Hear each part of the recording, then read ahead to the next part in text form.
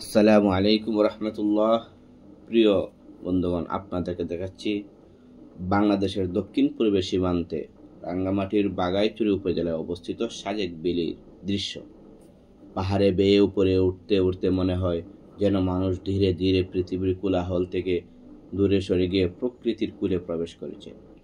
আঁকা বাঁকা পাহাড়ি রাস্তা, দুপাশে অসীম সবুজ, আর উপরে ভেসে থাকা সাদা মেঘ, এ যেন এক স্বপ্নযাত্রা। সাজেক বিলের নামকরণ হয়েছে পাশ দিয়ে বয়ে যাওয়া সাজেক নদীর নাম থেকে।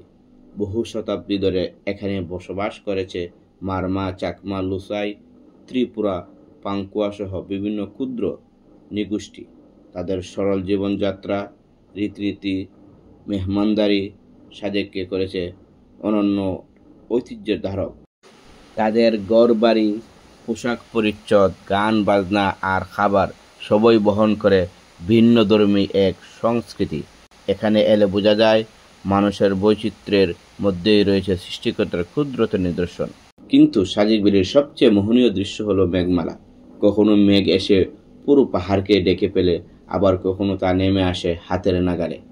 মনে হয় আকাশ থেকে নেমে আসা সাদা তুলার মতো মেঘ পাহাড়কে আলিঙ্গন করেছে। সকালবেলায় সূর্য ওঠার দৃশ্য, দুপুরের নীল আকাশ, বিকেলে লাল আভা, আর রাতে তারা ভরা আকাশ। প্রতিটি মুহূর্ত মানুষকে ভাবতে শেখায় কত মহান আমাদের প্রভু, যিনি এই সৌন্দর্য সৃষ্টি করেছেন। সাজেক বিলিতে গেলে বোঝা যায় আল্লাহর কুদরতের নিদর্শন কত অপার।